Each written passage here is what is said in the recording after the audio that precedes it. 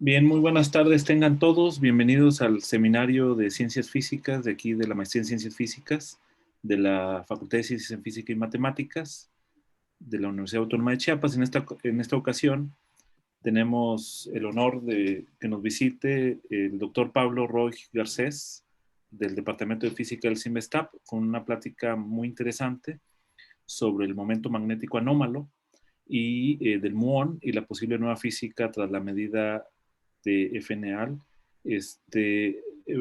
Antes de darle la palabra, permítame leer brevemente una semblanza de Pablo.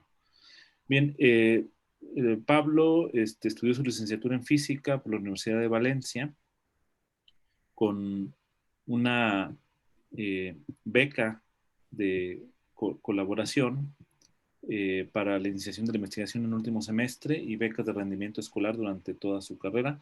También fue becario predoctoral de formación en el profesorado universitario, estudió su maestría en física teórica en la Universidad de Valencia, obtuvo distintas becas como Marie Curie Early Stage en la Universidad Técnica de Múnich y también en el Instituto de Física Nucleare Sessione Frascati en Italia. Otra beca también de Marie Curie Early Stage en Orsay, en Francia. Obtuvo su doctorado en ciencias cum laude en física por la Universidad de Valencia. Después estuvo como profesor adjunto en la Universidad Católica San Vicente Mártir de Valencia. Realizó dos postdoctorados, uno en la Universidad Autónoma de Barcelona, en España, otro aquí en el Instituto de Física de la Universidad de la UNAM, ¿no? Y después obtuvo finalmente un contrato de investigador en el Departamento de Física en donde trabaja actualmente, ¿no? Pablo pues ha sido responsable técnico de varios proyectos de investigación y ha participado en más de 30 proyectos con financiación española, europea y mexicana, 6 de ellos mexicanos. También pues ha sido asesor de 6 tesis doctorales en curso y asesor de 11 tesis de maestría finalizadas y una más en curso, ¿no? Ha participado en eventos internacionales, alrededor de 65 eventos internacionales, donde ha dado e impartido 50 pláticas y algunas de ellas han sido charlas invitadas. Tiene 37 publicaciones en diversas revistas de su área de investigación, como la Physical Review Day, Journal of High Energy Physics, entre otras. Y tiene cerca de 2.330 citas con un índice H de 22. Y bueno, tiene muchos otros méritos, pero son bastantes. Voy a mencionar solamente los más recientes. Es premio de investigación por la Academia Mexicana de Ciencias en el año 2019 y también fue ganador de una de las cátedras Marcos Mochinsky en el año 2020. Entonces, pues, sin más, presentar a Pablo. Adelante, Pablo. Es un gusto y adelante. Gracias. Muchas gracias, es para mí un placer estar con ustedes hoy. Y bueno, pues yo creo que el propósito es sobre todo dialogar, ¿no? con los estudiantes de su posgrado. Entonces yo les invito mucho a que cualquier pregunta que tengan, cualquier comentario, pues por favor simplemente hablen, ¿no? Digamos, creo que hay una función de levantar la mano, pero si no, como sea, pues que platiquemos, ¿no? De eso se trata. Entonces, bueno, pues esta primera hoja un poco ilustra qué es lo que queremos entender, ¿no? Había una medida muy reciente, ya lo leyeron, ¿no? Apenas el 7 de abril, de este observable físico que se llama momento magnético anómalo del muón. El experimento donde se midió, que está en Fermilab, cerca de Chicago, es este de aquí. Aquí vemos una imagen. El resultado del análisis se ilustra aquí en el centro, ¿no? Al final la medida de Fermilab es esta, junto a otra medida previa muy precisa, su promedio da este resultado promedio experimental, y por tanto la columna violeta refleja pues, la medida, ¿no? De este observable. Por contra, el cálculo teórico en el modelo estándar es la columna verde y hay una diferencia clara entre ellos, 4.2 desviaciones estándar, teniendo en cuenta los errores respectivos. Y eso, pues saben ustedes que no es nueva física directamente, pero se acerca, ¿no? En física de partículas son 5 sigmas, entonces es algo muy significativo. Finalmente, a la derecha, pues se recoge otra vez esta discrepancia, ¿no? De las 4.2 sigmas, aquí está, con el cuadrito este rojo, frente a otras diversas diferencias que hay en otros observables de física de sabor, que son menores y menos confiables, pero bueno, pues un poco para ver dónde se sitúa este resultado. Bueno, pues de todo eso voy a hablar, ¿no? Empezaré con una introducción, creo que básica, ¿no? Pues todos sabemos, ¿no?, que puede estar una partícula cargada en movimiento circular, por ejemplo un electrón, o bueno, puede ser la corriente que circula. Entonces hay un momento angular orbital asociado, que aquí está representado.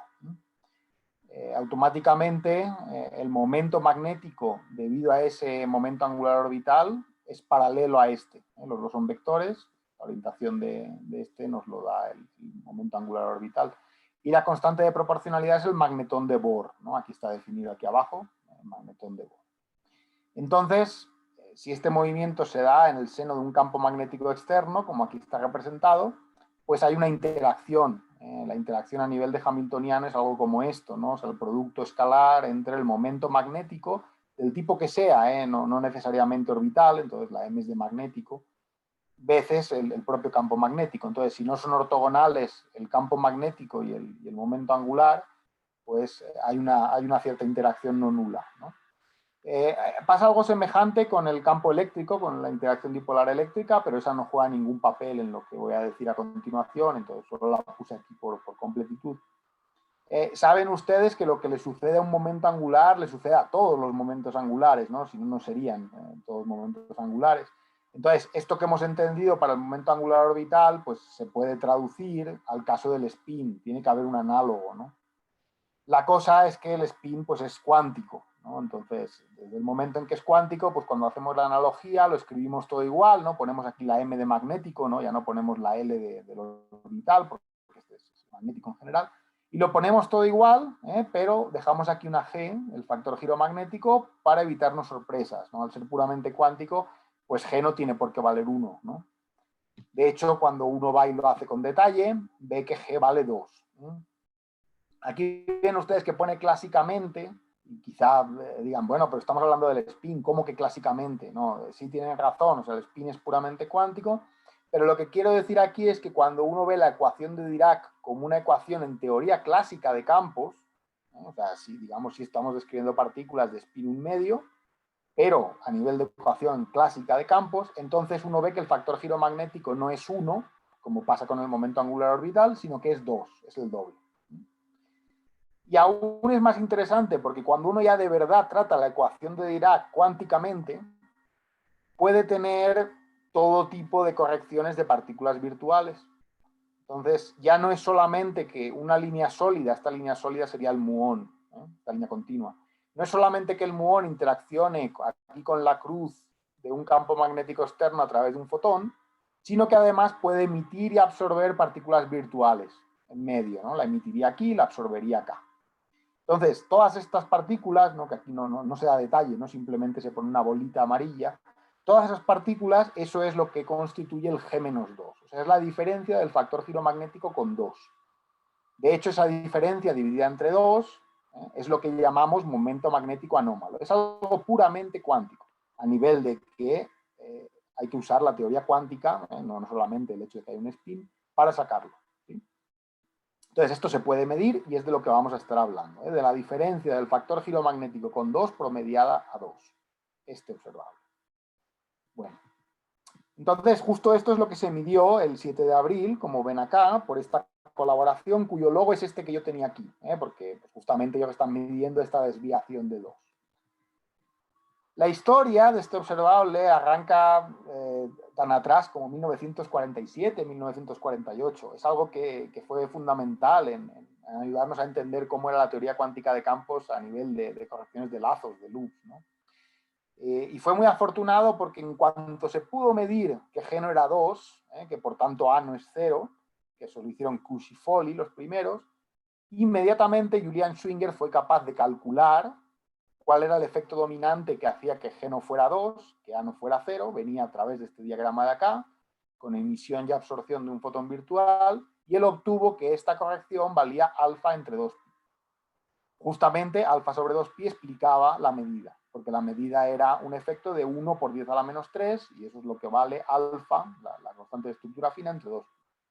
Y eso abrió toda una época, que hasta hoy llega y que seguirá en el futuro, muy interesante, porque no solo el fotón hace que A sea distinto de cero. Todas las partículas elementales conocidas hasta hoy, de hecho, todas intervienen en el valor del momento magnético anómalo. Por eso es muy interesante medirlo, porque al final pues, ya uno no solamente está probando que el fotón hace lo que pensamos que hace, sino otras partículas como, no sé, como el Higgs, como el bosón W, el Z, etcétera, también hacen lo que pensamos que hacen. Entonces, por eso es muy interesante medirlo y calcularlo y comparar. De hecho, en esta línea aún es mayor el interés, porque no solo las conocidas, las desconocidas también. Entonces, si tenemos una medida muy precisa de este observable, tenemos un cálculo también ultra preciso y los comparamos y no coinciden, eso debe ser el efecto de nueva física que aún no hemos visto. De hecho, el impacto de la nueva física se puede demostrar que sigue esta dependencia. Si estamos hablando del momento magnético anómalo del muón, pues depende cuadráticamente con esa masa, entre la masa al cuadrado de la partícula nueva. Entonces, la partícula nueva normalmente va a ser muy pesada, con lo cual este efecto va a ser muy pequeño. Además, el coeficiente, pues como es un cálculo de loop, si es un loop, pues esperamos que sea orden alfa sobre pi, que es lo que es el cálculo de Schwinger, ¿no? Entonces, pues eso, es muy interesante medir bien y calcular bien para ver qué podemos aprender que aún no sabíamos. El experimento realmente es una hermosura, es una idea muy bonita que se empezó a desarrollar en el CERN a principios de los 60, que luego se aplicó en Brookhaven, cerca de Nueva York, y que ahora es la misma que se ha empleado en Fermilab, cerca de Chicago. Se hacen incidir protones sobre un blanco de materia, esto provoca muchas partículas. De todas ellas, pues seleccionamos piones de un determinado momento conveniente para el experimento y se deja que los piones, después de atravesar cierta distancia, se desintegren a muones, eso lo hacen naturalmente. Y estos muones son los que queremos medir, son los muones que se inyectarán al anillo de acumulación y ahí dentro mediremos sus propiedades. Es esencial para el experimento la violación máxima de paridad de la naturaleza, tal y como la explica el modelo estándar. ¿Qué significa esa violación máxima de paridad? Que si consideramos este pión en el sistema en reposo en el que se desintegra, el pión aquí está quietecito, el pión no tiene spin, aquí las flechas de momento son las negras o azules, las flechas de spin son las verdes, entonces el pión no tiene flecha ni de momento ni de spin, porque tiene spin cero y porque está quieto. Entonces el neutrino y el muón han de salir opuestos, tal y como se indica acá. Lo que sucede es que en la naturaleza este neutrino siempre tiene su proyección de spin antiparalela a su momento. Que eso sea así es debido justo a esta propiedad que pongo acá, y eso implica que automáticamente este muón también tiene que tener esa proyección antiparalela porque el momento angular se tiene que conservar. Las dos flechitas verdes tienen que sumar a cero. Por tanto, debido a esta propiedad sabemos perfectamente cómo son los muones en este sistema de referencia, hacemos una transformación de Lorentz y sabemos cómo son exactamente los muones que entran a nuestro experimento. Entonces luego podemos medir y sabemos esa propiedad de spin que es la que estamos estudiando. La medida se puede hacer súper precisa debido a algo muy interesante que ustedes saben de sus cursos de cuántica. Si el momento giromagnético, perdón, si el factor giromagnético es exactamente igual a 2, no hay precesión, la llamada precesión de Thomas no se da. Entonces estarían girando síncronamente el spin y el momento, ¿vale? Siempre estarían paralelos. Sin embargo, justo el hecho de que A sea distinto de cero, lo que implica es que el spin gira un poquito más rápido. Entonces, si en la primera vuelta están paralelos, poquito a poco el verde va abriendo un cierto ángulo con el azul. El spin va abriendo un cierto ángulo con el momento y después de una vuelta ha hecho este angulito, que son 12 grados. Medir la frecuencia propia de este movimiento de precesión, o sea, el movimiento en el que están girando el spin respecto al momento del muón, es saber esta frecuencia de acá. La ecuación maestra nos dice que si además sabemos el campo magnético que está aplicado con precisión y también con mucha precisión sabemos la masa del muón, ambas cosas suceden, podemos determinar inmediatamente el momento magnético anómalo. que es nuestro objetivo. Poder medir directamente A y no tener que medir G, medir a través de esta frecuencia del movimiento anómalo, implica que la precisión de nuestra medida es casi 3 órdenes de magnitud mayor, es algo maravilloso. Bueno, ¿cómo se completa la medida? Ya sin extenderme mucho, pues otra vez es muy importante que los neutrinos siempre sean antiparalelos. Los antineutrinos son siempre paralelos. Entonces, esta parte de acá, en la desintegración de muón a positrón, neutrino antineutrino, esta parte de acá está fija. Y estando fija, las proyecciones de spin del neutrino y del antineutrino se cancelan. Por tanto, el spin del muón automáticamente lo hereda el positrón por conservación de momento angular. Y es más, si hacemos todas las cuentas, para un positrón de energía máxima, que sale opuesto al par neutrino-antineutrino, el positrón, tiene orientación paralela relativa de su spin y su momento. ¿Vale? Entonces, bueno, pues viendo esto, si queremos conocer todo el muón, pues lo que tenemos que hacer es medir muy bien el positrón, y medir positrones es muy fácil, mucho más fácil que medir otra cosa. Entonces, simplemente uno tiene calorímetros a lo largo de la trayectoria y va midiendo esas propiedades del positrón y con eso sabe las del muón. La gráfica que se obtiene es tan bonita como esta. Esta es directamente la del experimento, la de los resultados que se han publicado ahora. Ustedes ven que tienen, bueno, pues en torno a 10 millones de sucesos por cada intervalo de unos 150 nanosegundos, y van viendo, esta gráfica hay que leerla así, digamos, llegamos aquí, cuando llegamos aquí seguimos acá, y así, ¿no? Es una gráfica continua para que se vea que, dado que la escala I es logarítmica, lo que estamos viendo aquí, en que estos sean básicamente rectas, es que tenemos como característica principal una desintegración exponencial, ¿no? Como sabemos, las desintegraciones se van sucediendo según la vida media del muón, que es del orden de 2 microsegundos. Entonces voy perdiendo muones. Pero no solo voy perdiendo muones, sobreimpuesta a esa desintegración exponencial, tengo la oscilación de la que justamente estaba hablando. Si yo mido esta frecuencia de oscilación, es la omega A, conozco ya el campo magnético, conozco la masa del muón, saco justamente el G-2, saco el momento magnético anómalo, que es lo que quería. ¿Vale? Bueno, entonces el resultado ha sido obtenido en esta colaboración que hay acá, de 7 países, y hay imágenes realmente pues, muy bonitas, ¿no? Por ejemplo, este es el anillo de acumulación, aquí es donde van circulando los muones. Esto realmente es una pieza maravillosa, ¿no? Del experimento antiguo de Brookhaven, que ese experimento cerró en 2006, entonces ahí se ha conservado muy bien y directamente se transportó con mucho cuidado hasta el nuevo experimento de Fermilab, porque esto funcionaba tan bien que volver a hacer algo así o incluso desmontarlo y luego volverlo a ensamblar eran opciones mucho peores. O sea, realmente había que transportar esto con extremo cuidado tal y como estaba. Y eso se hizo, aquí está ilustrado, esto es cerca de Nueva York, esto es cerca de Chicago, y bueno, por mar, por tierra, con camiones, con barcazas, se consiguió esto. Aquí tienen alguna imagen, ¿no? Este es el anillo de acumulación en una barcaza. Y aquí tienen pues cómo llegó bautizado y todo a Fermilab en Chicago, en fin, todo el mundo muy contento, ¿no? El resultado es buenísimo, ¿no? Y hay muchas cosas ahí de las que uno se beneficia en el experimento nuevo. O sea, primero, eso ya les dije, el anillo de acumulación es buenísimo, ¿no? Ahora el haz es más intenso, se envían más protones y tienen más muones, eso es bueno. En general el haz está mejorado en sus características y el detector también. Entonces todos estos factores y otros permiten que el error que se alcanzó al final del experimento de Brookhaven se reduzca en un factor algo mayor a 3. Y ya saben que aquí de lo que estamos hablando es de precisión, ¿no? O sea, es tan importante saber muy bien el valor central como reducir el error. Entonces, si reducimos el error, cada vez somos más precisos en nuestras conclusiones sobre posible nueva física. Entonces, esta reducción de errores es algo fundamental.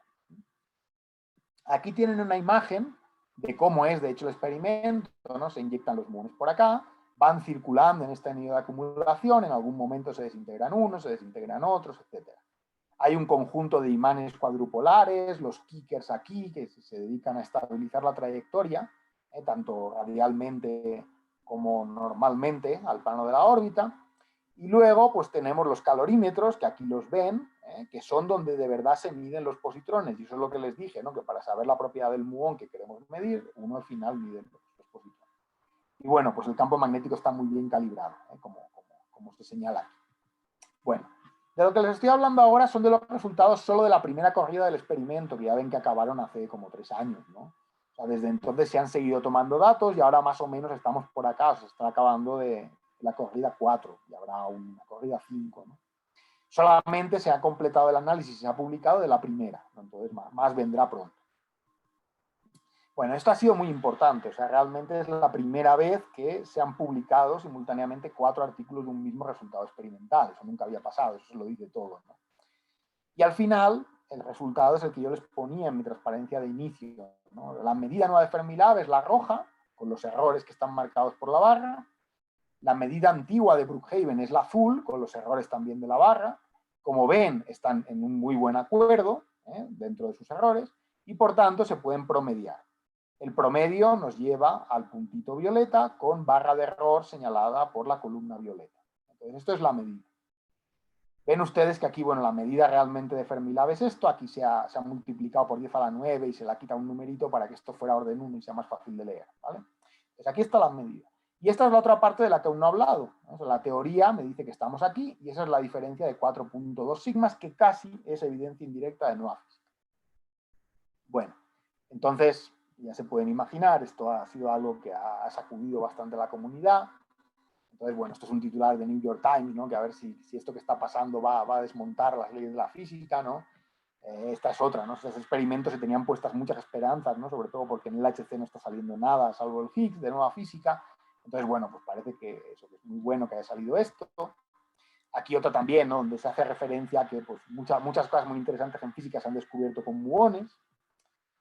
Y esta también de la BBC, ¿no? Donde otra vez se dice, bueno, que parece que hay una evidencia fuerte de que estamos encontrando algo nuevo, ¿no? Bien, entonces tan excitados como podamos estar, pues hay que recordar una de las frases famosas de Carl Sagan, que nos dice que, bueno, que si tenemos afirmaciones extraordinarias debemos aportar pruebas también extraordinarias de las mismas, ¿no? Eso, en lo que estamos hablando aquí, pues por un lado es la medida extremadamente precisa, ¿no? De esto ya he estado hablando, que pues Fermilab es muy precisa, está muy de acuerdo con Brookhaven y que de toda esta parte de aquí de la izquierda estamos muy seguros. Entonces la cuestión sería ahora si de la otra parte, de la otra barrita que les mostré, si de la del cálculo estamos también muy seguros, ¿vale? Eso es el modelo estándar de física de partículas. Y de eso es de lo que hablaré en un momento. Bueno, solamente déjenme mostrarles esta gráfica donde en azul se van recogiendo las distintas predicciones teóricas a lo largo de la historia, desde el 79 hasta acá, y en naranja las medidas, también del 79 hasta acá. Entonces, bueno, las columnas son justamente la mejor predicción teórica actual y el promedio experimental, cada una de ellas, y ven que, bueno, pues básicamente en los últimos 20 años, un poco más, pues esto se ha movido poco, ¿no? Bien. De hecho, también quiero llamarle la atención de que solamente hubo un error en un momento en el cálculo teórico, pero duró poco, menos de un año. Entre el 99 y el 2000 había un signo mal en una contribución, se corrigió inmediatamente, pues todo muy bien. O sea, digamos eso para quien puede pensar que hay algún error. Nunca ha habido un error en el experimento, nunca. En todos los años de medidas, desde mitad del siglo pasado, nunca ha habido un error.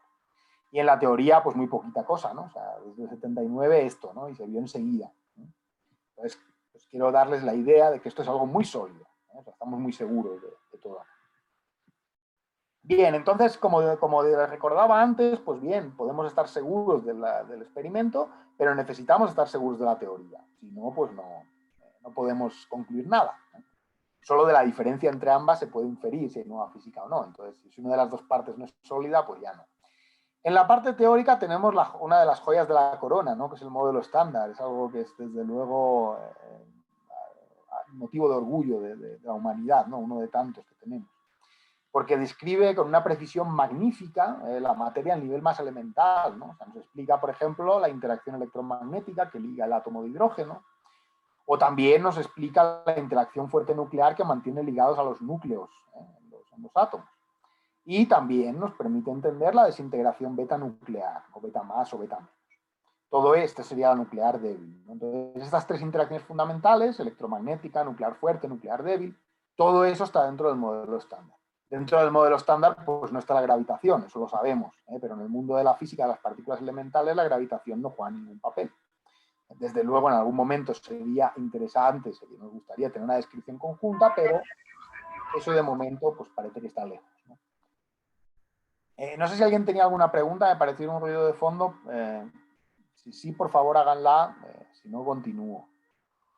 Bueno, si no dicen nada, les sigo. Entonces, aquí tienen todas las piezas del modelo estándar, ¿no? Tienen las distintas partículas elementales, los 6 quarks que están arriba, los 6 leptones que están abajo. Algunos son muy familiares, ¿no? Obviamente el electrón, el muón, de los que estamos hablando acá, ¿no? No voy a ir en detalle sobre todo esto, porque en realidad lo único que me interesa aquí destacar es que en realidad el muón tiene los mismos números cuánticos que el electrón, básicamente, lo único es que pesa como 200 veces más. Es como un hermano gordo, ¿no?, del electrón. Y eso es importante en nuestro contexto, porque acuérdense que la sensibilidad de nueva física iba como la masa del leptón entre la masa de nueva física al cuadrado.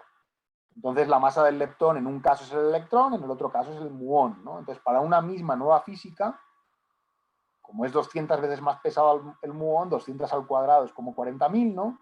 Entonces el muón es 40.000 veces más sensible a la misma nueva física que el electrón, ¿vale? Por eso estoy hablando del momento magnético anómalo del muón y no del electrón, ¿sí? Bueno, muy bien.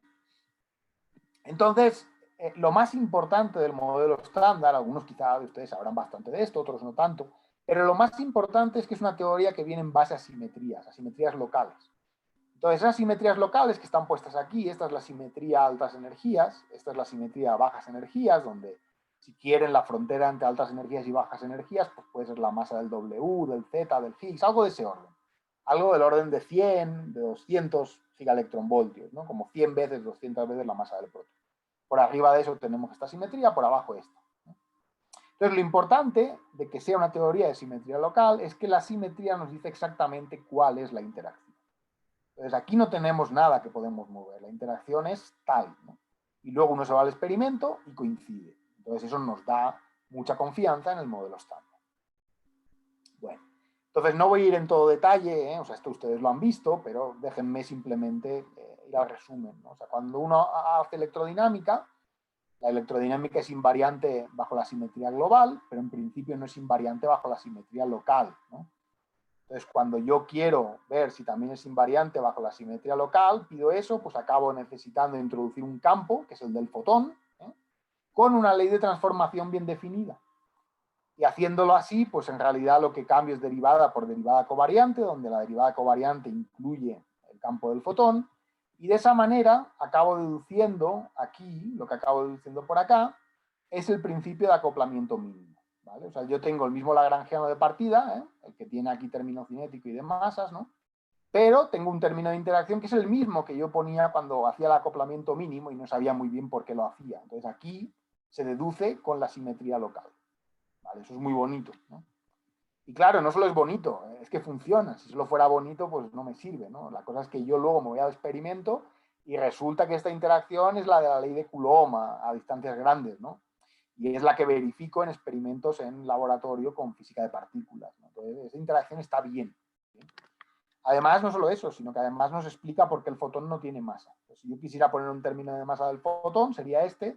Si yo aquí transformo el campo a mu, como había deducido en la transparencia anterior, o sea, sí, pues resulta que ese término a mu que tengo en la masa del fotón no es invariante gauge local. Pues como no es invariante de norma local, pues está prohibido. Como está prohibido, pues por eso el fotón no tiene masa, ¿vale? Entiendo eso. Bueno, pues esto que les he explicado aquí, simplemente para el caso más sencillo, para el grupo más sencillo que es U1, pasa en todos los grupos del modelo estándar, ¿eh? Los grupos del modelo estándar, entonces, era, pues, la parte 1 esta es la que he hablado, pero las otras son más difíciles, ¿no? Son SU2, SU3. Entonces, todo es análogo, lo único es que aquí, digamos, donde aquí tengo teta, si ustedes quieren, donde aquí tengo esta fase, pues en los otros casos de simetrías no abelianas tendría matrices, ¿vale? Eso lo complica todo un poco más, pero la idea es la misma. Al final, siempre exigir invariancia local bajo el grupo de simetría que sea, U1, SU2, SU3, lo que sea, siempre me da la interacción y me la da correctamente. Luego uno se va al experimento y todo sale bien, ¿vale? Entonces, por eso nos gusta tanto la simetría de gauge local. De hecho, bueno, no solo es eso, sino que además lo que uno acaba viendo es que, por ejemplo, el hecho de que un electrón y un muón interaccionen con la misma intensidad con un fotón viene explicado por la simetría. O sea, el electrón y el muón tienen la misma carga eléctrica. Entonces nosotros sabemos que esos interaccionan igual con el fotón. ¿Por qué? Pues aquí lo sabemos. Aquí es una consecuencia de la simetría Gauge. Si yo hago esto mismo con un campo psi, que es el que me aniquila o me crea electrones, o con un campo que lo hace con muones, al final nada cambia. Entonces, como nada cambia, este acoplamiento es el mismo. Eso se llama universalidad. Los acoplamientos son independientes de familia. Lo mismo para electrones que para muones. Eso sucede no solo para el fotón, sino para el bosón neutro débil y también para los bosones cargados débiles que se acoplan no solo a leptones, sino también a quarks, ¿no? En cualquier caso. ¿Vale? Entonces, esto es una propiedad muy bonita de invariancia Gauge. Bueno, entonces, tras esta introducción un poquito para que le tuviéramos confianza al modelo estándar, pues voy un poco a la teoría específica del G-2 del muón. Esto se ha fraguado en el seno de la iniciativa teórica del G-2 del muón a la que pertenezco, y el objetivo de hacer esto era evitar la situación que se tuvo tras el resultado de Brookhaven. Tras el resultado de Brookhaven en 2006, básicamente había dos grupos muy peleados, que cada uno decía que la predicción del modelo estándar era cada una con un error, y entonces realmente pues, no se podía estar seguro del alcance del resultado experimental. ¿Vale? Entonces, para evitar eso, digamos, se hace esta iniciativa, nos reunimos todos, discutimos cada valor central, cada error de cada subcontribución, y al final, después de que todo cuadra, pues se publica esto en forma de un white paper, que está publicado aquí en PCI Reports, y esa es la predicción del modelo estándar, ¿vale? El resultado de estas reuniones, ¿no? que hemos tenido. Otra vez, no sé si oigo algo por ahí, no sé si alguien tenga una pregunta, si la tienen, porfa, háganmela, si no, yo al final, como quieran. No parece, bueno, vale, entonces le sigo un poco más. Entonces, el resultado, como les decía al principio, ¿no? O sea, cualquier partícula influye en el momento magnético anómalo. Entonces, hay contribuciones como la de Schwinger original, que son QED, que son electrodinámica. Hay contribuciones débiles, ¿no? Donde tengo, por ejemplo, el bosón Z, el bosón de Higgs, los Ws. Y hay contribuciones hadrónicas. O sea, hay contribuciones donde aquí en las bolitas azules que tengo aquí abajo tengo quarks y antiquarks y gluones. ¿Por qué? Pues un fotón, al final estas líneas onduladas son fotones, en estos casos de aquí abajo, un fotón siempre me puede conectar algo leptónico con algo hadrónico, ¿no? Entonces, el resultado fundamental del white paper pues es tanto el valor central de la predicción del valor estándar como el error. En QED está incluido el cálculo hasta 5 lazos. Esto es un lazo, ¿no? Esto de aquí es un lazo, pues imagínense que si emito otra partícula, pues son 2 lazos y así sucesivamente, ¿no? Por ejemplo, aquí abajo, pues esto de aquí serían 2 lazos, ¿no? Porque tengo como el triángulo y como la bolita, ¿verdad? Aquí abajo tendría un lazo más. Entonces, imagínense, aquí hasta 5 lazos y estimado el error debido a no meter 6 lazos. El resultado empieza en el 1 por 10 a la menos 3 de Schwinger, ¿vale? De este diagrama, pero sigue mucho más allá. Sigue mucho más allá y el error solo afecta a la última cifra. El error que hay aquí es 1 por 10 a la menos 12. Es un error pequeñísimo. Teniendo en cuenta que empezamos en 1 por 10 a la menos 3, el error es 1 por 10 a la menos 12. Es admirable realmente. Ese error es despreciable frente a los demás. Una pregunta. No hace falta calcular nada más en QED. Por ejemplo, el error débil pues es 10 veces más. Es 1 por 10 a la menos 11. Pero los errores hadrónicos son mayores. Los errores hadrónicos son orden 40 en unidades de 10 a la menos 11. Por tanto, digamos, la conclusión es que la parte de electrodinámica y débil está perfectamente controlada. De hecho, en la parte hadrónica, que es en la que yo he trabajado y trabajo, en esa parte, pues el error viene dominado por este primer tipo de diagrama, que se llama polarización del vacío hadrónica. Los que sepan un poco de teoría cuántica de campos sabrán por qué se llama así, porque, digamos, si esto uno considera esta partecita de aquí solo, fotón, bolita, fotón, eso es polarización del vacío, ¿vale? En electrodinámica. Este de aquí se llama dispersión luz por luz y también pues, se pueden imaginar por qué se llama así, porque si yo este diagrama lo parto por acá, son 2 fotones por un lado y 2 fotones por el otro, ¿no? Entonces es dispersión de luz yendo a luz, ¿no? 2 fotones yendo a 2 fotones. Bueno, entonces los resultados más importantes del white paper son estos 2 errores de acá, que combinados dan, pues eso, 43 por 10 a la menos 11, ¿no? Como error del modelo estándar. Voy a hablar primero de una contribución y luego hablaré de la otra muy brevemente, ¿vale? Esta es la contribución dominante al error, ¿no? Lo que tendríamos que calcular es esto de aquí, ¿vale? Este es el diagrama que deberíamos calcular. Se puede calcular cuando el cuadrimomento que va aquí en horizontal es grande. Cuando eso sucede, aplicamos QCD perturbativa y converge muy bien y el cálculo es muy fácil. Cuando este cuadrimomento transferido es pequeño, no es el caso. En ese caso, en esa situación, alfa es muy grande y es orden 1. ¿Vale? Como es orden 1, no tiene sentido hacer un cálculo perturbativo, no va a converger, tenemos que hacer otra cosa. Se hacen varias cosas. Una de las más inteligentes, más fructíferas, es utilizar una relación pura de teoría cuántica de campos, basada en el teorema óptico, o sea, basada en unitariedad, que al final me conecta lo que yo quiero calcular con algo que está medido. ¿Vale? Para entender eso, simplemente piensen que si este diagrama yo lo cortara por aquí, sería por un lado línea leptónica a fotón, QQ barra, y por el otro lado lo mismo, ¿no? el hermítico conjugado de lo mismo.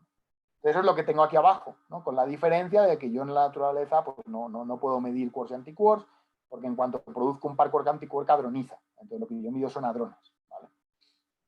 Entonces, si esta cosa de aquí la meto 2 veces aquí dentro, reproduzco el diagrama. O sea, esta cosa módulo cuadrado me va a dar lo que yo quiero calcular. Esta cosa módulo cuadrado es la sección eficaz de producción de E más E menos hadrones. Para todos los hadrones, para todas las energías en centro de masa. Eso se puede hacer de manera totalmente rigurosa matemática. Cuando uno lo hace, pues obtiene una expresión como esta, ¿no? Y entonces, efectivamente, lo que queremos calcular lo obtenemos integrando la medida de la sección eficaz de más o menos hadrones.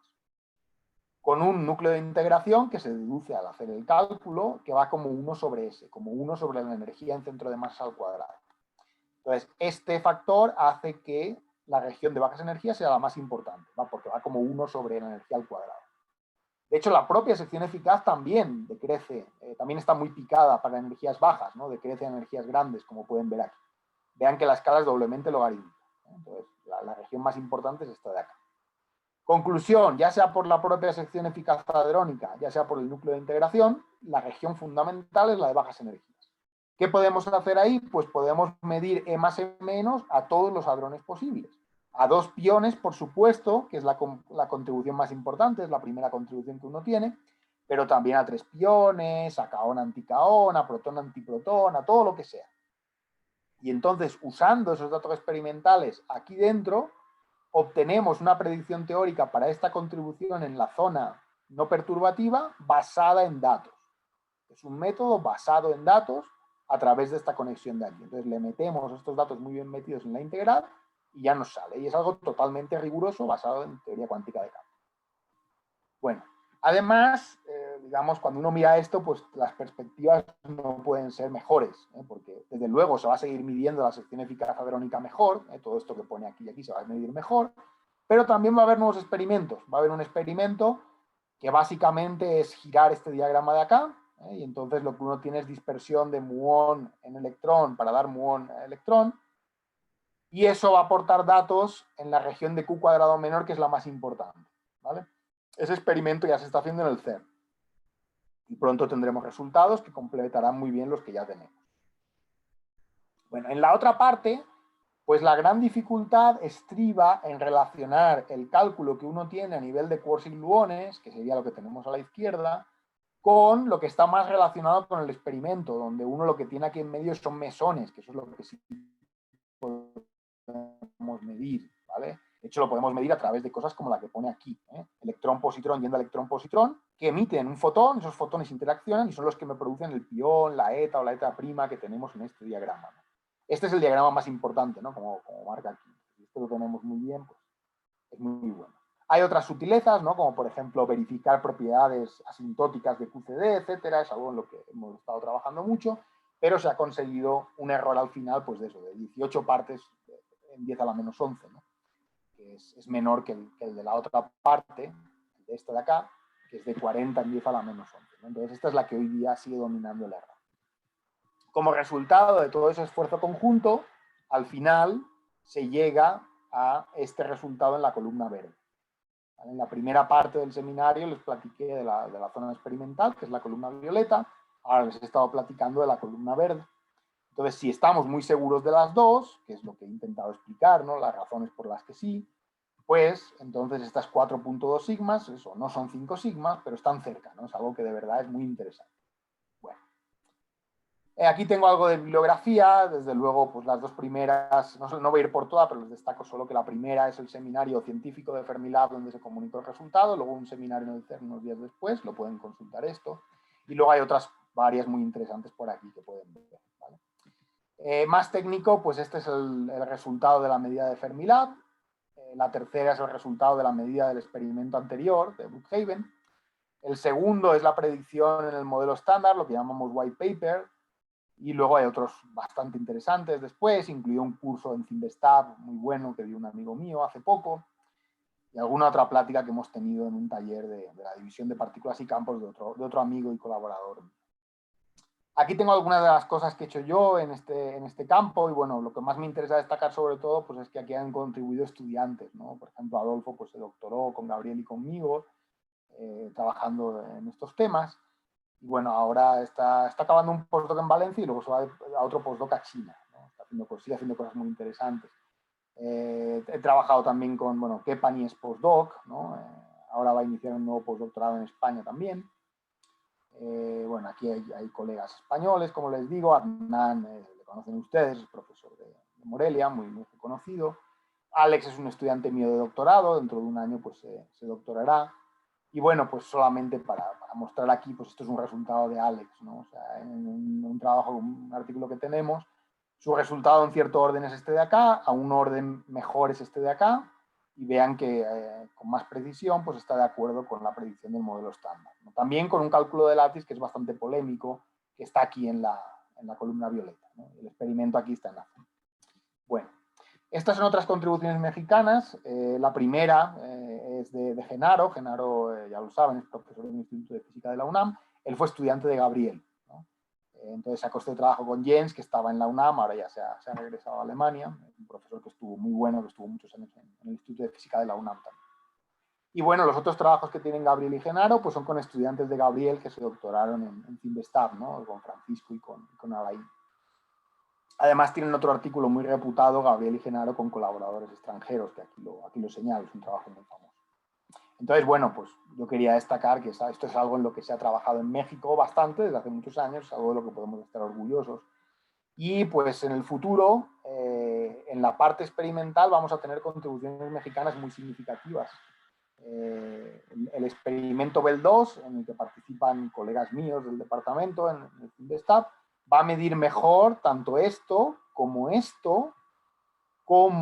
este tipo de procesos de acá. Entonces, en este tipo de predicciones que utilizan datos para alimentarse, como decía, pues ahí va también a jugar un papel muy importante México y en particular el CIMBESTAB, ¿no? Bueno, entonces, dicho todo esto, muy brevemente voy a mencionar, esto es más avanzado y no quiero entrar mucho en detalle, pero bueno, simplemente, pues, si uno tiene en cuenta que esto es una polarización del vacío con efecto hadrónico en la bolita gris, pues puede ver si esa polarización del vacío que yo necesitaría para entender la discrepancia es consistente o no con análisis de los observables electrodébiles de precisión. Entonces, cuando uno hace eso, pues eso refuerza la interpretación de que esto podría ser un efecto de nueva física. No es concluyente, pero también vais en esa dirección, ¿vale? No voy a entrar en más detalle en esto. Simplemente me gustaría ir ya a la interpretación, ¿no? Para no extenderme más. Bueno, entonces, la interpretación, si suponemos que esto es debido a nueva física pesada, que en principio es lo más razonable, porque pues, al ser muy pesada aún no la habríamos producido en el HC, por ejemplo, pues entonces la manera independiente de modelo, rigurosa, de ver esos efectos en estos análisis de datos a energías bajas es la teoría efectiva. El paradigma de la teoría efectiva cuántica de campos es la teoría de Fermi. La teoría de Fermi es muy antigua. Lo que queríamos entender aquí era cómo se pasaba un protón a un neutrón con emisión de un positrón y un neutrino, ¿no? Si se acuerdan. O también la desintegración de un muón a electrón, neutrino, antineutrino. Todo eso se estudiaba con una interacción puntual. Eso es la teoría de Fermi.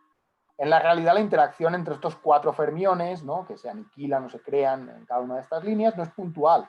En realidad se propaga un bosón W. Eso es lo que sucede en el modelo estándar. ¿Pero por qué no vemos eso? ¿Por qué no tenemos resolución para ver eso? Pues porque la masa del W es muy grande. O sea, en el modelo estándar, esta interacción tendría esta pinta que tiene aquí, ¿eh? No tendría esta de acá. pero la masa del W es muchísimo mayor que la transferencia de momento Q cuadrado. Entonces, como es muchísimo mayor, Q cuadrado lo puedo despreciar. Si Q cuadrado lo desprecio, lo que tengo a la derecha son puras constantes. Puras constantes en espacio de momentos. La dependencia en momento era esta y la he perdido. Entonces, si son puras constantes en espacio de momentos, en espacio de posiciones, hacen la transformada de Fourier, eso significa que la interacción es local. Entonces yo veo que matemáticamente, si tomo el límite de masa del mediador del W muy grande aquí, me voy acá. ¿Vale? Eso que les he explicado así muy con las manos, se puede hacer con todo el rigor que uno quiera, y cuando eso se hace, uno se da cuenta que esta constante de Fermi, pues efectivamente, o sea, lo que veo aquí es algo mucho más general. En una teoría efectiva siempre pasa. El acoplo de la teoría efectiva, que aquí sería la constante de Fermi, tiene información de las interacciones y de las masas de las partículas pesadas. O sea, aquí del W. Su masa la ven y los acoplos son las Gs. ¿Vale? Entonces, si hacemos un análisis de ese tipo, podemos saber algo de una partícula que aún no hemos producido. ¿Vale? Además, también nos dice cosas de las simetrías, porque acuérdense que estas desintegraciones beta me sirvieron para entender la violación de paridad del modelo estándar. ¿Por qué viola paridad? Porque el modelo estándar viola paridad. Entonces, estudiándolo aquí lo entiendo acá también. ¿Vale? Muy bonito, ¿no? Entonces, no voy a entrar en el detalle de este slide porque es bastante técnico, pero déjenme solamente, primero, señalarles que esto es el mismo acoplamiento mínimo que teníamos al principio. Esto de aquí es lo que me dice que un muón interacciona con un fotón debido a su carga, de la misma manera que lo hace un electrón, porque tienen la misma carga eléctrica. Pero ese término de ahí también me dice que tienen una interacción dipolar asociada a un factor giromagnético igual a 2. Todo eso está aquí. Lo que no está aquí, lo que no está ahí es la parte del anómalo, lo que hace que G sea distinta de 2. Eso está en un término de este tipo, un término más complicado. Al ser más complicado el término, si quieren tiene más campos o más dimensiones de energía, lo que sea, viene suprimido por una potencia de energía. Esta potencia de energía es el papel de la nueva física. Sería la masa del W en la transparencia anterior. ¿Vale? Entonces, de hecho, si uno va haciendo las cosas cada vez mejor, puede ver que exactamente este operador no tiene que tener esta forma, sino esta de aquí. ¿Vale? Esa lambda que yo puse aquí en realidad es un lambda cuadrado. Hay un factor de 4pi cuadrado dividiendo porque el proceso es a un loop. Hay un factor de masa del muón aquí multiplicando porque es un operador que rompe la simetría chiral. Lo que no sé es si este coeficiente de aquí es exactamente E, es 3 veces E, es un tercio de E, eso no lo sé. Eso no lo puedo saber de la teoría efectiva. Eso me lo tiene que decir el experimento. ¿Vale? Pero suponer que es E es un buen cálculo de orden de magnitud. Entonces, si hacemos eso y queremos explicar la discrepancia entre teoría y experimento en el G-2 del muón como un efecto de nueva física, la escala que nos sale es del orden de 300 GeV. Y esto nos pone muy contento, porque 300 GeV es algo que podemos descubrir en los experimentos actuales. ¿Vale? Claro, lo que les digo, si yo no sé si esto es exactamente o es el triple o un tercio, pues tampoco sé si estos son 300 GeV. Pueden ser 100 o pueden ser 1000, no importa, es un cálculo de orden de magnitud. Lo que me dice es que es accesible en experimentos actuales. Aquí digamos, son ejemplos un poquito menos genéricos que antes, por tanto un poquito más dependientes de modelo. Entonces en el A y en el B la partícula de nueva física sería eléctricamente neutra y tendría spin 0 aquí y spin 1 acá. En el C y en el D pues estaría propagando escalares cargados, como ven aquí, o partículas de spin 1 cargadas, como ven aquí. Sea como sea, aquí tengo dos ejemplos de gráficas. Si quiero explicar la discrepancia con este tipo de partículas, lo puedo hacer en el rango de masas que me decía la teoría efectiva. Por ejemplo, aquí podría hacerlo con 500 GeV, ¿vale? Medio TeV. Aquí lo podría hacer, en este caso de la línea verde, con 250 GeV. Aquí me salen 100, pero según lo que haga, pues salen 100, entre 100 y 1000, ¿no? Pero eso refuerza lo que había dicho antes, ¿vale? Bueno, entonces, ya para acabar, o sea, esto parece todo muy bonito, ¿no? Entonces hay un punto que por desgracia es así, no nos permite ir más allá. Por desgracia, pues el G-2 del muón solo es un observable, o sea, solo es un número. Es el número que hemos estado discutiendo, no es nada más. O sea, no es una distribución, no es un espectro, es solo un número. Como solo es un número, pues se puede explicar de muchas maneras. Y por eso no es posible con ese único número saber cuál es la nueva física que está generando, ¿vale? No podemos. Para hacer eso necesitamos otra evidencia de nueva física y en el análisis conjunto sí que podremos saber qué es, ¿vale? Entonces, en ese tipo de argumentación es donde entra esta gráfica de aquí de la derecha. Si ustedes se creen estas otras anomalías que hay acá, o sea, no la de la cajita roja, que es la que hemos discutido, no, las otras, que son todas en desintegraciones semileptónicas de mesones con sabores pesados, ¿vale? Con quarks pesados, con quarks C o B, pues entonces podríamos hacer una interpretación en una teoría como la que les dije, tipo Fermi, con partículas mediadoras de 100 GeV que fueran vectoriales, de spin. ¿Vale? Pero no tiene por qué ser así. O sea, aquí hay mucha diferencia entre lo creíble que es esta anomalía y lo creíbles que son las otras. Entonces, si no es verdad que las otras son creíbles, pues ya no es cierta esta interpretación que yo he dicho, ¿vale? Por tanto, ¿qué tenemos que hacer? Bueno, pues tenemos que esperar. Tenemos que esperar a que haya alguna otra anomalía que sea muy clara y entonces podremos interpretarlo. Es un experimento de precisión a bajas energías como los que están en esta gráfica. O también, pues claro, tenemos que seguir en el LHC. En el LHC pues puede que se pudiera ver algo como se ilustra aquí. Y si en el LHC tuviéramos alguna señal, pues ya eso y el G-2 del muón conjuntamente me dirían que es todo, ¿no? Pero ahora mismo pues no podemos ser más precisos que eso. De hecho, no hace falta que la solución sea una partícula pesada. Como ilustran estas dos gráficas de aquí, pues hay soluciones con masas, pues, por ejemplo, de un GeV o menores. En ese caso, pues el análisis no es de teoría efectiva, porque se rompen las hipótesis de la teoría efectiva. O sea, otra vez, la cosa es que el G-2 del muón es un número, entonces es muy fácil de explicar, ¿vale? Necesito otra pieza en la que me pueda apoyar y de ahí podremos decir que no a física es, ¿vale? De hecho, pues bueno, ya que tenemos el G-2 del muón y queremos explicarlo, lo que nos gustaría es simultáneamente entender alguno de los problemas del modelo estándar, ¿no? El modelo estándar funciona muy bien, pero hay toda una serie de cosas que no explica. De esas no voy a ir a enumerarlas todas, a describirlas todas. Permítanme que solamente pues, destaque que, por ejemplo, no entendemos por qué nuestro universo es solo materia y no hay casi antimateria. Eso es algo que no entendemos y nos gustaría entender. O también por qué las masas de los neutrinos son tanto menores que, por ejemplo, la del electrón, ¿vale? Y otras cosas que están en esta transparencia, de las que podemos hablar si ustedes quieren. Entonces, lo ideal sería que ya que entendemos el G-2 del muón, expliquemos algo, si puede ser más de una cosa, de las que hay aquí, ¿vale? Y en esa línea, desde luego, se trabaja. Hay muchas explicaciones que simultáneamente pues, me permiten entender algo de la materia oscura, por ejemplo. O hay otras que me permiten entender las masas de los neutrinos, etcétera, ¿vale? O a veces dos o tres de estas. Entonces, es algo que aún está muy abierto, pero desde luego es muy interesante, ¿no? El modelo estándar es maravilloso, pero pues, aún queremos mejorarlo y confiamos en poder hacerlo en algún momento. Bueno, pues acabo ya. La conclusión es muy simple. La conclusión es que todo va a mejorar, ¿eh? O sea, va a mejorar la teoría, van a mejorar los experimentos, va a mejorar el esfuerzo conjunto de la iniciativa, todo eso. Entonces, como resultado de esa mejora, pues estaremos más seguros de si esto llega a las 5 sigmas o no, y podremos interpretar eso si hay otras evidencias en otros observables, ¿no? En la parte experimental, desde luego, no tengan duda, ¿eh? O sea, lo que se ha analizado es esto, ¿eh? Que llega aquí al 2. Lo que se va a llegar a analizar es más de 20. O sea, que vamos a tener 10 veces más datos. O sea, esto es realmente maravilloso. Y la última cosa que es muy bonita es que hay un nuevo experimento que va a entrar en funcionamiento en Japón, que va a hacer una medida totalmente distinta a la que siempre se ha hecho. Es un experimento de sobremesa, con muones fríos, y que es totalmente distinto a lo que se ha hecho en el CERN, en Brookhaven, en Fermilab. Entonces, bueno, pues tener una medida de aquí todavía más, si cabe, asentará nuestro conocimiento de este observable tan privilegiado. Y ya acabo, esta es mi última transparencia con esto de aquí, que es muy bonito, ¿no? O sea, para tener una medida tan precisa de AMU, ha habido que coger lo mejor de la física de aceleradores, de la física nuclear, de la física de altas energías, como se detalla aquí. O sea, realmente un logro admirable, ¿no? Por otra parte, lo que les digo, todo sale en el G-2 del muón, todo sale en el momento magnético anómalo del muón, ¿eh? Todo.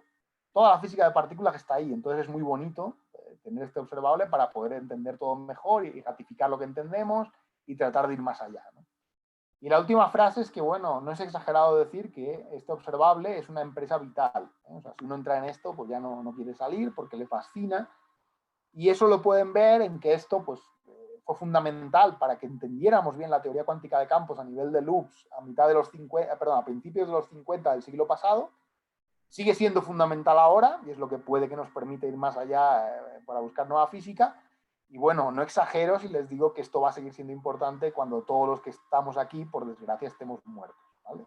Esto siempre va a ser importante, siempre nos va a permitir ir más allá y eso es muy bonito, ¿eh? Hay poquitas medidas de la física que se entiendan tan bien y que siempre nos estén dando algo. Entonces me gustaría haberles transmitido un poco de la pasión que yo siento por esto. Es algo realmente muy hermoso. Bueno, pues nada más por mi parte. Les agradezco mucho y quedo pendiente de las preguntas que ustedes tengan. Gracias. Muchas gracias, Pablo. Muy interesante tu plática. En efecto, vamos a pasar a la sesión de preguntas. Adelante, jóvenes, anímense.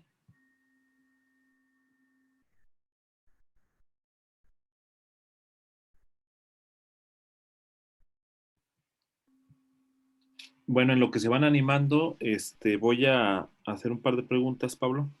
Gracias. Bueno, primero, me gustaría saber, es algo que desconozco, en la medida que hacen a partir de la teoría cuántica de campos del momento magnético anómalo, ¿cómo le hacen para medir el error? O sea, ¿cómo llegan a esa conclusión directamente desde la teoría? Ok, vale. Esa es una pregunta muy interesante que me gusta mucho también porque, pues, sobre todo siempre que hay estudiantes, me gusta mucho discutir esto. Es una pregunta muy, muy bonita. Digamos que yo pienso que todo el mundo tiene claro que es un error experimental, ¿no? O sea, siempre se hacen experimentos, entonces uno sabe que pues, con el instrumento que mide, básicamente, eso determina el error, ¿no? Y, por ejemplo, aquí también influye la estadística, ¿no? Si tenemos muchas medidas, reduce el error, etcétera, ¿no? Pero la pregunta es esta, ¿no? O sea, entonces, ¿cómo es el error teórico? O sea, ¿cómo dices que este error es 40 por 10 a la menos 11, por ejemplo? Entonces, tiene dos aspectos fundamentales que entran. Uno es bastante fácil de entender, el otro, a ver si consigo que también se comprenda. Fíjense, o sea, estamos aquí calculando diagramas sucesivos con cada vez más emisión de fotones, ¿no? Entonces, cuando emito un fotón, esto me da alfa entre 2pi. Alfa entre 2pi es 1.16 por 10 a la menos 3. Cuando emito dos fotones, los puedo emitir de muchas maneras. Eso es el cálculo a dos loops, ¿no? Cuando tengo en cuenta todas, las sumo y digo, pues esto es 10 a la menos 5. O sea, el de antes era 10 a la menos 3, este es 10 a la menos 5. Luego hago 3 fotones y es 10 a la menos 7. Hago 4 fotones y es 10 a la menos 9. Hago 5 fotones y es 10 a la menos 11. Entonces, ¿qué va a dar cuando sean 6 fotones? Pues va a dar 10 a la menos 13. O sea, no necesito hacerlo. La serie converge también, que estoy seguro de que van a ser 10 a la menos 13. ¿Vale?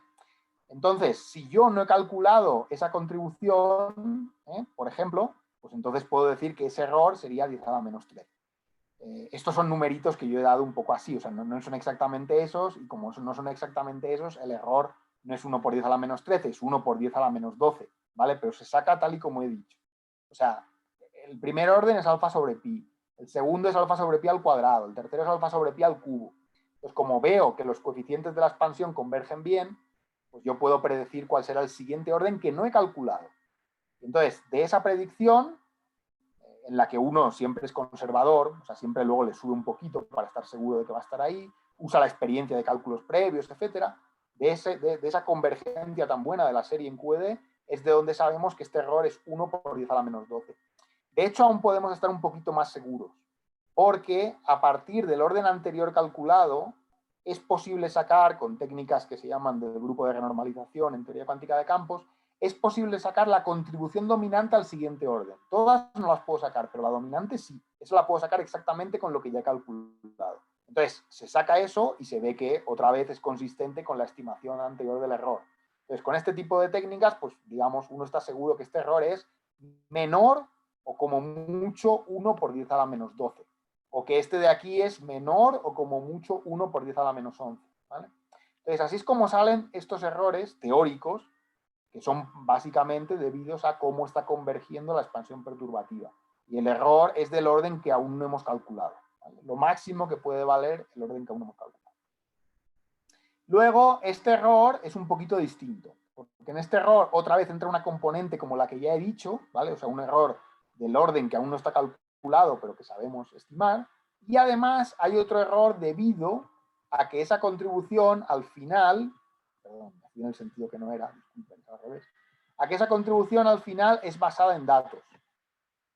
Recuerden que para esa contribución yo hacía la integral y estaba integrando esta sección eficaz de más en menos hadrones. Esos datos tienen un error, ¿no? Como muestran las barritas de aquí, aunque a veces sea muy pequeña la barrita y casi no se vea. Entonces, hay otro error derivado de que el método descansa en datos y esos datos experimentales tienen un error. Pero esta pregunta a mí me encanta que me la hagan siempre porque pues, hay gente que a lo mejor piensa que un teórico no tiene errores. No, un teórico tiene que tener errores cuando estamos en el negocio de la precisión. O sea, donde estamos hablando de aquí, el error es lo más importante. Entonces, para aprovechar de verdad la medida que hace el experimental, el teórico tiene que tener un error confiable. Eso es lo que de verdad, comparando ambos, nos puede llevar a ver si no a física o no. Entonces, muchas gracias por la pregunta.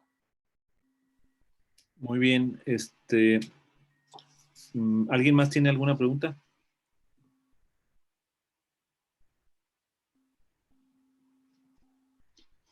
Si no, en lo que se van animando, me llamó mucho la atención el término, bueno, uno de los tratamientos que hacen, digamos, ya en el contexto de la nueva física, que es, digamos, desde la perspectiva de la teoría efectiva, agregar este acoplamiento con los muones, que es incluyendo el tensor de intensidad de Maxwell, por ejemplo, ¿no? O el tensor, este término. Si entiendo bien la idea de introducir este término es como, pues digamos que el lambda, en este caso, o la masa, incluyera información de las partículas realmente nuevas, ¿no? Digamos que de manera efectiva se comporta como este término, si es lo que entiendo bien. Sí, así es. Ok, entonces, en este sentido, la pregunta, quizá un tanto técnica, espero que no, es si yo, por ejemplo, considero nueva física en el sentido de decir, bueno, vamos a pensar en algo así como supersimetría, en donde pues, yo tengo ahí toda una plétora de propiedades, etcétera. Y, o sea, tú estás diciendo que, digamos, desde la supersimetría, que incluye toda una nueva serie de partículas, tratar de escribir una teoría efectiva que nos dé lugar a un término como este. O en otras palabras, ¿cómo relacionaría yo estos ejemplos que mencionabas de escalares o de vectores, sabores, etcétera, con un término que tiene este tipo de naturaleza en la lagrangiana? Claro, esta pregunta también me gusta mucho, no solo en el contexto de este seminario, es una pregunta muy interesante que vale mucho la pena discutir. O sea, yo lo que hago normalmente son teorías efectivas, a veces hago modelos, ¿no? Pero en general hago teorías efectivas. Pero creo que tanto el que hace más teorías efectivas como yo, como el que hace más modelos, ¿no? Pues creo que ambos tenemos que reconocer un poco la utilidad que tiene cada una. O sea, es un poco, es una sinergia, o sea, se habla en el uno al otro y realmente de las dos salen cosas interesantes. Entonces, como que al final los datos que uno tenga son los que le dicen que va a funcionar mejor, si la teoría efectiva o el modelo. La teoría efectiva, la ventaja que tiene es que es muy general. La teoría efectiva realmente pone todo lo que se puede poner consistente con las partículas ligeras que conozco y las simetrías de las partículas ligeras que conozco. Entonces pones eso y luego, claro, hay muchos acoplamientos, ¿no? O sea, de hecho, en la teoría de Fermi, solamente en la teoría tipo Fermi, si uno hace eso, tiene hasta 10 acoplamientos posibles, ¿vale? 10 acoplamientos. Y luego, al final, el que es de verdad es uno solo, ¿eh? Es el que hace que esta teoría sea B menos A. Uno solo de los 10, que es el modelo estándar, ¿no? Entonces eso pasa siempre así. Por ejemplo, se puede hacer algo que se llama SMEF, que es la teoría efectiva del modelo estándar, que es decir, bueno, pues no hay nueva física hasta varios TeVs, entonces voy a estudiar datos de LHC y todo eso usando la teoría efectiva con los campos del modelo estándar, ¿no? Cuando se hace eso, al orden que importa, salen de la manera más general posible 2.500 términos, ¿no? Entonces, claro, 2.500 términos no tienes datos suficientes para ajustarlos, ¿vale? Entonces, la teoría efectiva, pues eso es lo bueno que tiene, es que es lo más general que hay, ¿no? Entonces, si yo tengo suficientes datos, uso la teoría efectiva y me dice qué es lo que sale. Eso es lo que pasa con la teoría de Fermi. O sea, yo la teoría de Fermi puedo hacer un análisis en teoría efectiva y me va a salir que aquí hay una partícula de spin 1 que es izquierda, que es B menos A, que es lo que le pasa al W en el modelo estándar. Pero tengo que tener suficientes datos. Entonces, si uno no tiene suficientes datos, vale la pena usar clases de modelos o modelos representativos. Por ejemplo, esto de aquí son clases de modelos. El A y el B pues son un intercambio de una partícula de spin cero sin carga eléctrica. El C y el D son con partículas intercambiadas con carga eléctrica, en un caso escalares, en el otro vectoriales. O sea, esto no es la teoría efectiva, pero sigue siendo algo como muy general. Y luego, pues supersimetría es dentro de un modelo como lo más general que hay. Eso es una teoría muy bien motivada, digamos, pero digamos, en este contexto uno diría que es un modelo, ¿no? Entonces, en ese sentido, pues bueno, supersimetría pues tiene más de 100 parámetros, ¿no? Pero bueno, pues digamos, si aún con supersimetría no tengo suficientes datos para ajustar, pues me voy a un modelo más concreto.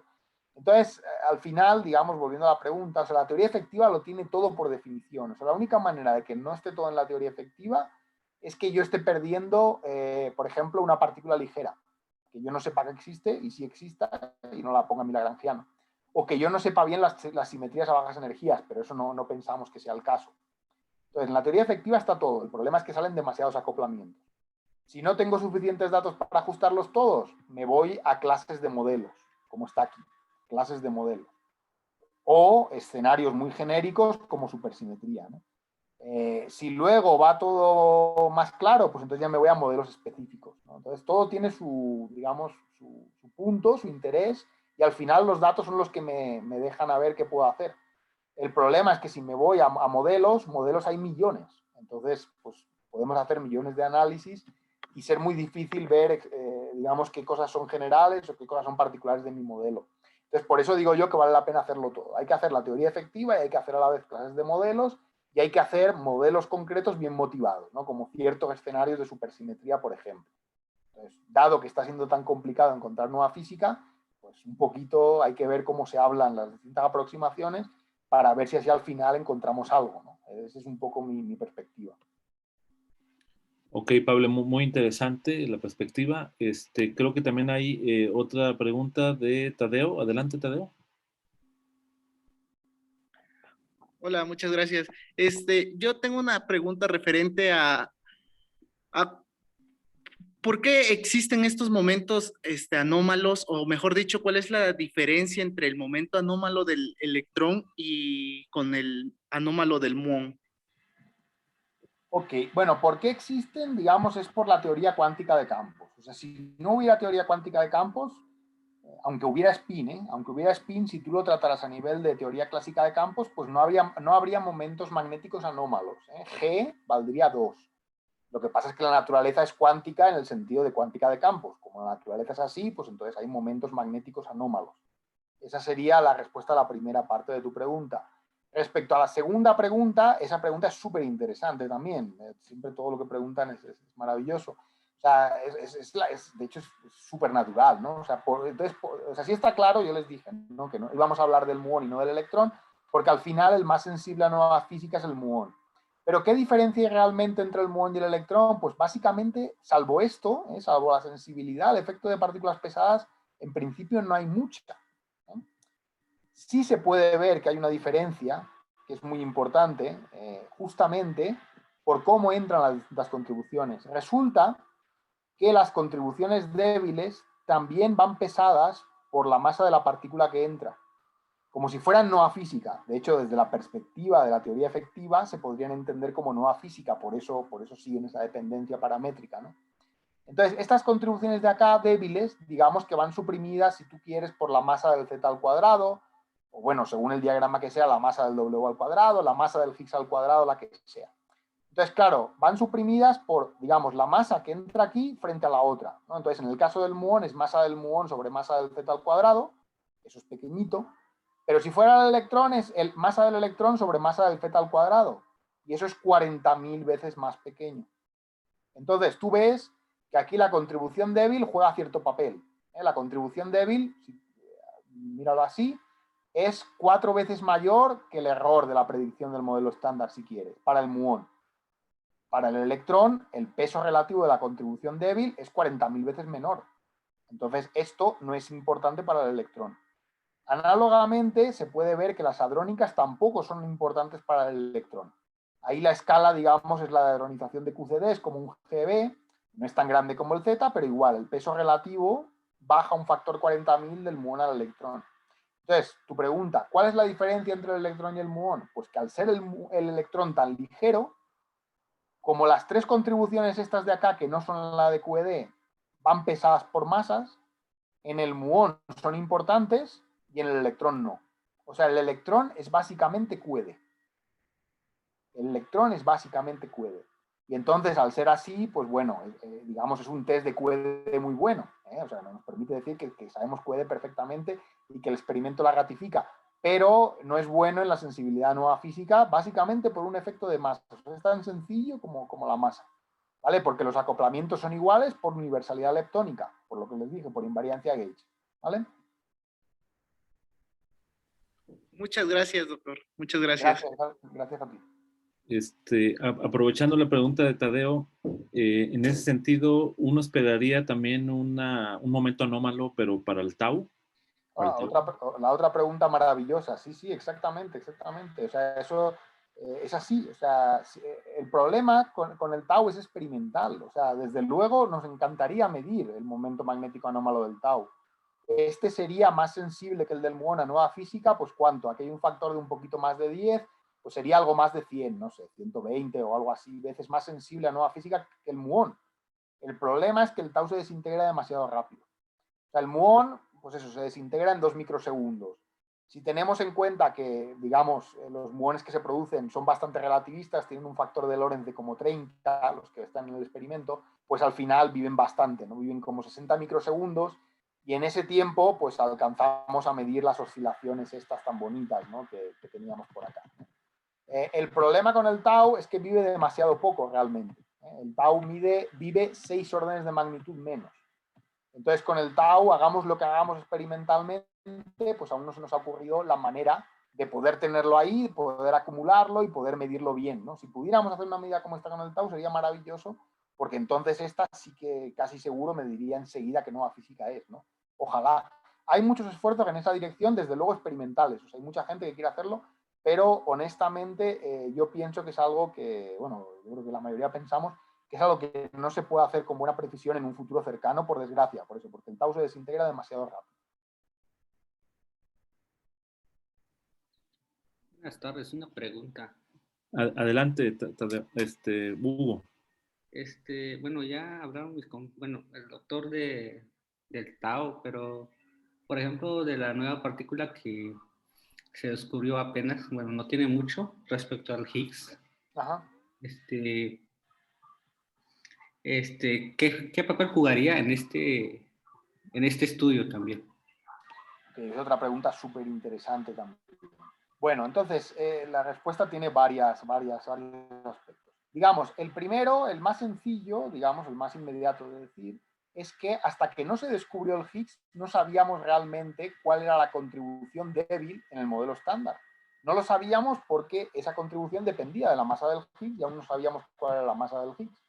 Podíamos poner límites, ¿no? Superior, inferior, lo que sea, pero no sabíamos exactamente cuánto era. Entonces, este error, que aquí pone que es 1 por 10 a la menos 11, es 1 por 10 a la menos 11 desde que sabemos la masa del Higgs. Antes de eso era bastante mayor.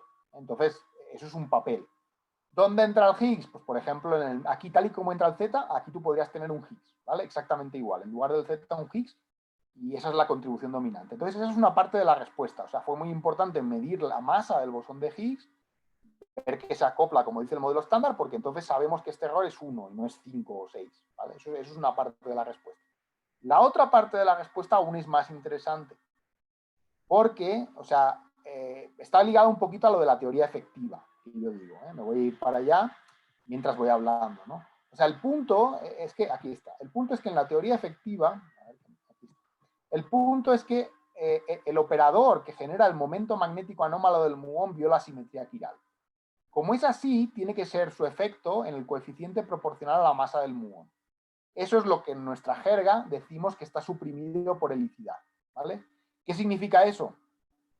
Significa que en la medida en que el muón es mucho más ligero que las otras partículas, que digamos que las pesadas, uno podría pensar que esta masa es cero, y si es cero, el efecto del operador se anula.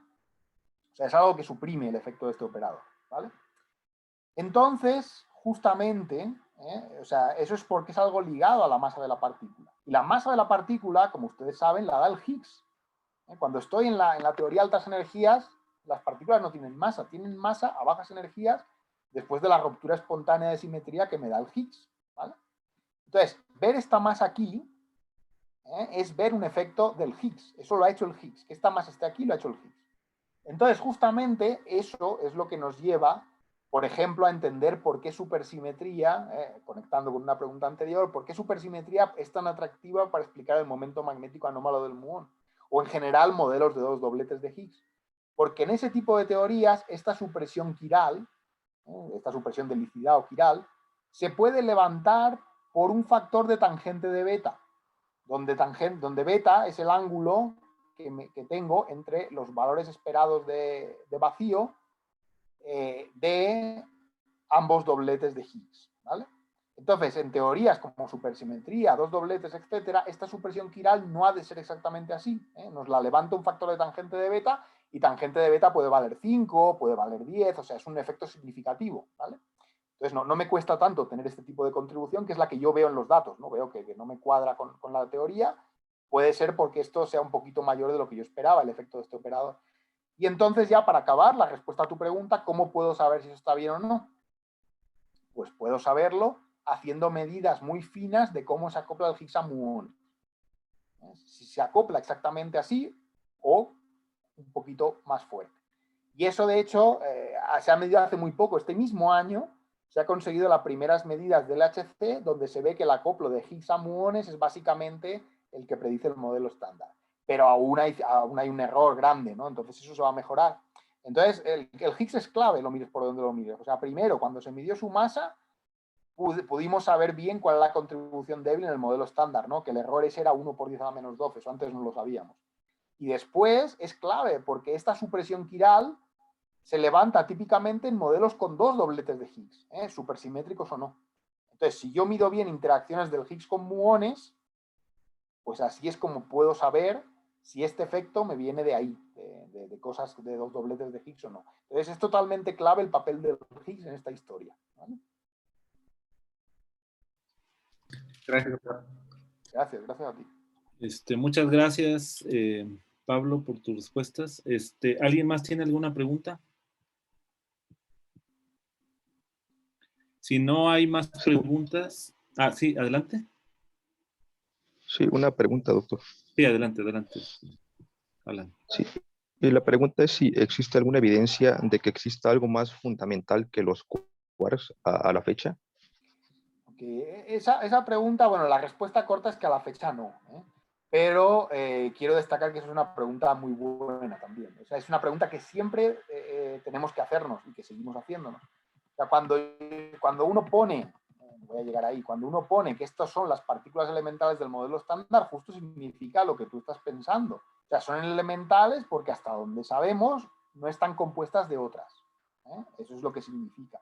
Entonces, tanto para quarks, que tú lo decías, como para el electrón, incluso el muón, o el Higgs, o sea, para cualquier partícula de esta tabla podría ser que estuviera formada de otras más elementales. Eso se prueba justamente con los experimentos. O sea, tú sabes que la fórmula de la longitud de onda Compton es que lambda va como 1 sobre el momento, ¿no? En unidades naturales. Entonces, si yo quiero resolver masas muy pequeñas, ¿no? Perdón, al revés, lo voy a decir al revés. Si uno quiere resolver distancias muy cortas, ¿no? Lambdas muy pequeñas, necesita momentos muy grandes, necesita energías muy grandes, ¿no? Entonces, si yo en mi acelerador he llegado a 14 TeV, pues con eso sé, por ejemplo, que estas partículas que digo no tienen subestructura a nivel de 10 a la menos 18 centímetros o algo así, ¿vale? Pero hay que seguir. Entonces, cuando hagamos experimentos a energías mayores, pues veremos si siguen siendo elementales o si tienen subestructura. Esa es una de las grandes preguntas, ¿vale? Entonces, pero la respuesta corta es que hasta donde sabemos, que son los límites del LHC, que son 10 a la menos 18 centímetros, pues hasta ahí no tienen subestructura ninguna de este cuadro. Gracias, doctor. Gracias a ti. Muy bien, una última pregunta, si tuvieran, es el momento. Si no, pues le agradecemos mucho a Pablo. Muchas gracias, Pablo. Muchas gracias a ustedes, un gusto. este seminario y ojalá que en otra ocasión, donde ya se haya ido la pandemia, también nos visites presencialmente allá aquí en Chiapas. Sí, ojalá que sí, ojalá que sí. A mí me gusta mucho Chiapas, ojalá. Y pues bueno, pues agradecerte y pues estamos en comunicación. Gracias a ustedes de nuevo. Cuídense mucho, que estén muy bien. Igualmente, y gracias a todos los asistentes. Pablo, te envío tu constancia en un momento. Perfecto, muchísimas gracias, muchísimas gracias. Estén muy bien todos. Saludos, bye.